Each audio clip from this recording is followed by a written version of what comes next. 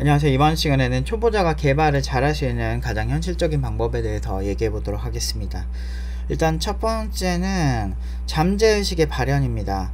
그러니까 팁노바는 학생들을 잠재적 천재로 본다라고 제가 항상 얘기를 하고 있죠. 그 이유가 진짜 뭐 천재라서 그렇다기보다는 인간은 잠재 능력이 발현될 때 기존보다 훨씬 나은 퍼포먼스를 보여줄 때가 많아요. 뭐 예를 들면 학교 다닐 때 여러분들이 많이 무시했던 그런 오타쿠들, 이런 친구들 중에 보면 일본어를 현지인만큼 잘하는 친구들이 상당히 많습니다. 그러니까 그 얘기는 뭐냐면 그러니까 학교라는 시스템 자체를 제가 별로 좋아하지 않았던 게, 어렸을 때부터 일단 그 안에서 인정받는 기준이 공부라든지 싸움이라든지 사람들 사이에서 관계를 잘 지배하는 그런 친구들이 더 거기선 잘 되는데, 저 같은 경우는 아싸 기질이 있다 보니까 그런 거에 대해서 별로 안 좋아해요. 근데 사회에 나와보면 주변 사람들에게 뭐 사람들을 잘 제어하고 이런, 기존에 있던 능력이 좋으면 좋겠지만 뭐 싸움도 잘하면 나쁘지 않겠지만, 제일 중요한 능력은 그 사회에서 손님이나 이제 소비자가 원하는 무언가를 해낼 수 있는 사람. 근데 이제 개발자한테 소비자는 누군가? 회사 사장님들이겠죠? 또는 이제 뭐 프리랜서면은 이제 뭐 내가 이제 속한 뭐 회사겠죠. 아무튼 그런 다양한 곳들에서 나한테 무엇을 요구할 것인가, 나한테 찌질하지 말기를 요구하는 것도 아니고 뭐 그렇잖아요. 그러니까 그러다 보면 개발만 그냥 잘하면 되거든. 그리고 그게 남들이 흔하게 하지 않는 거라면 더 좋아요. 그래서 학교 다닐 때 보면 공부라는 기준으로 사람들의 잣대를 두고 보다 보니까 실제로 진짜 현실적이고 괜찮은 사람들이 더 소외당하는 경우가 있죠. 하지만 그 소외당한 오타쿠들이 실제로 일본어 능력이라든지 아니면은 그 오타쿠 같은 능력을 다른 세계에 깊게 빠진다면, 특히나 이제 직업의 세계에 빠진다면, 뭐 비탈릭 부테린처럼 뭐 이더리움 만드는 사람이 되는 것처럼, 아니면은 샘 알트만처럼 이제 인공지능의 한 획을 긋는 그런 사람이 될 수가 있겠죠. 근데 보면 대부분의 이런 소위 이제 천재라고 할 만한, 지금 굉장히 핫 이슈로 떠오르는 그런 개발자들이나 이런 한 획을 그은 사람들 보면 대부분은 10대 때부터 오타쿠 기질이 다분했어요. 그래서 이제 뭔가에 깊게 빠지고 사람들과의 관계에 상대적으로 덜 집착하고 자기 하고 싶은 거 그냥 하고, 이런 사람들이 되게 잘 됐고, 그리고 스티브 워지니악 같은 경우도 마찬가지죠. 그냥 오타쿠였어요. 근데 스티브 잡스라고 하는 그런 걸 잘 이제 좀 이렇게 잘 기획해서 잘 시장에 진입할 수 있게 하는 사람을 만났기에 그렇게 된 거지, 그분은 그냥 기술만 그냥 좋아서 하는 사람들이거든. 근데 개발자는 둘 중에 어느 성향이 더 유리한가 보면은 당연히 스티브 워지니악 같은 성향이 좀 더 유리할 수 있죠. 그러니까 사실 개발이라는 게 정말 깊이감이 어마어마하게 있어요. 근데 보면 개발자들 보면 되게 재수없는 사람들 진짜 많거든요, 저 포함해서.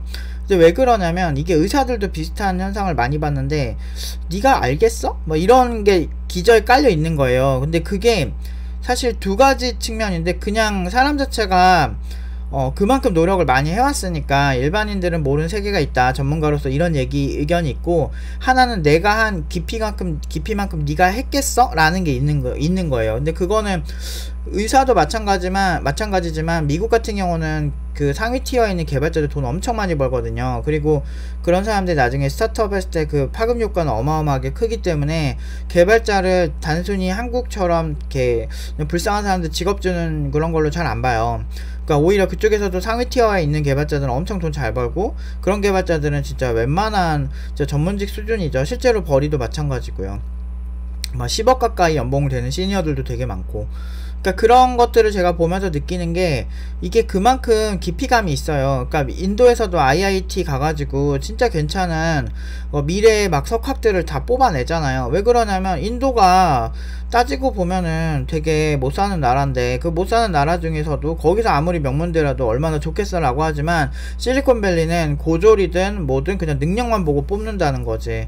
그러면 여러분들이 능력을 이렇게 발휘하면 되는데, 이게 보면 꼭 재능충 하면서 막 이렇게 논점 흐리는 이상한 애들 되게 많은데, 제가 교육을 오래 했잖아요. 20년 가까이 해보면 처음에 기초 때 재능이 있다 하는 친구들이 나중에 가서 엄청 잘하고 그러지도 않아요.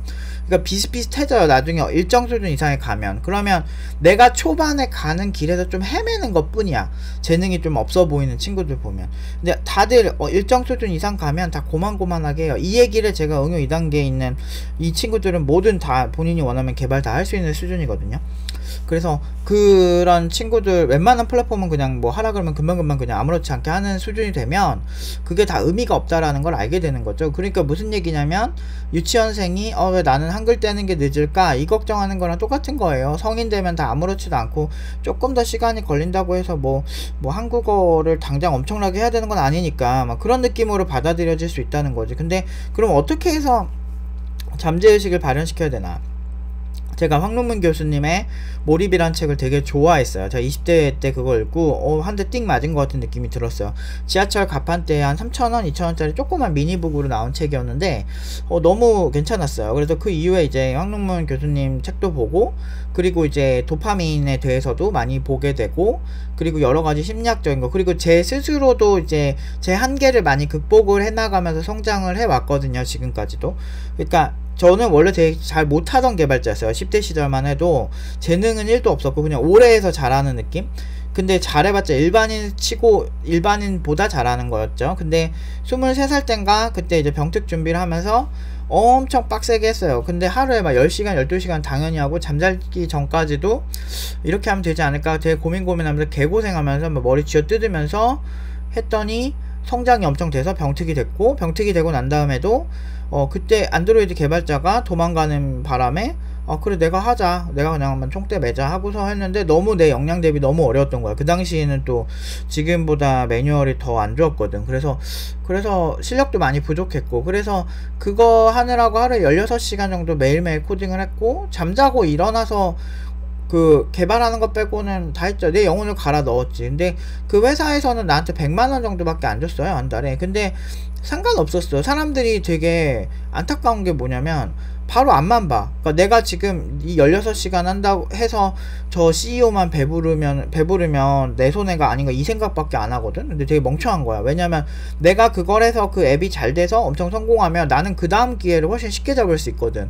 그래서 그런 생각으로 그 당시 안드로이드가 왔고, 어차피 나 군생활 해야 되고 그러니까 한번 영혼을 갈아 넣어보자. 뭐 어차피 지금 당장 뭐 안 한다고 해서 내가 후회될 상황은 아니었고, 그래서 내가 이거에 갈아 넣어보자 하니까 그 다음에 엄청 성장해서 연봉이 쭉쭉 오르는 거예요. 그래서 사실은 가장 좋은 거는 잠재의식을 발현시키는 게 제일 중요한데, 여러분들이 잠재의식이 발현될 때가 언제냐면 게임할 때, 여러분들이 엄청나게 고도에 집중을 하는 그 무언가를 할 때 잠재의식이 발현되거든요. 그래서 그때를 벤치마킹해서 하면 되게 좋아요. 근데 사실은 이 잠재의 능력을 이렇게 늘리려면 처음에는 딴짓을 되게 많이 한대요. 근데 그거에 깊게 빠질 만큼 어거지라도 그걸 계속 붙잡고 계속 고민하고 해야 된다는 거죠. 근데 이게 처음부터 힘드신 분들은 이걸 잘 쪼개는 게 되게 중요해요. 그러니까 예를 들어서 오늘 할 게 하나가 있는데 그거를 10단계로 쪼개보는 거죠. 그래서 이거를 잘 쪼개보다 보면, 왜냐면 뇌는 너무 어려운 일을 하려고 하면 너 왜 그래? 진정해 라고 하면서 자기 자신을 못하게 자꾸 막아요. 그런 성향이 되게 다분하기 때문에 여러분들이 그거를 역이용해서 오히려 내가 할 수 있는 단위로 쪼개는 게 되게 좋다는 거죠. 그래서 이것도 질문 되게 많이 받는 것 중 하나거든요. 이렇게 어떻게 해야 뭐 개발을 잘하나요? 이렇게 학생들이 질문할 때 항상 저는 어려운 일은 최소 단위로 쪼갠 다음에 하나하나 끝내는 그 도파민 분비를 이용해서 공부를 하는 게 가장 현실적이다 라는 거죠. 그러니까 예를 들어서 헬스장 가서 내가 운동을 한다고 하면, 만약에 내가 헬스장 가서 운동을 한다고 한번 생각을 해봅시다. 그러면은 한 번에 오늘 운동 다 했다로 기준을 잡지 말고, 오늘 이거를 1세트를 성공했다, 2세트를 성공했다, 3세트를 성공했다 라고, 아니면 운동 각 부위별 운동으로 나눠서 이렇게 쪼개서 생각을 하라는 거죠. 그렇게 할 수 있거든요. 개발도 사실 오늘 여기는 if문을 어떤 식으로 쓴다 뭐 이런 거 대신에 계획을 대략 세워놓고 하셔야 내가 가는 길이 좀 이렇게 이상한 방향으로 잘 안 가거든요. 이렇게 큰 틀에서 방향 잡고 잘 쪼개 놓으면 훨씬 좀 작업하기 수월한 게 있어요. 특히나 어려운 거 할 때일수록 되게 더 그게 심하고, 우리의 잠재 능력은 당장 발휘되는 게 아니에요. 그래서 점점 여러분들이 조금씩 단련을 해나가면서 좋게 만드는 거죠. 헬스도 운동을 한 3주 안 하면 근육이 다 그때부터 빠진다 그러더라고요. 근손실이 온다 그러는데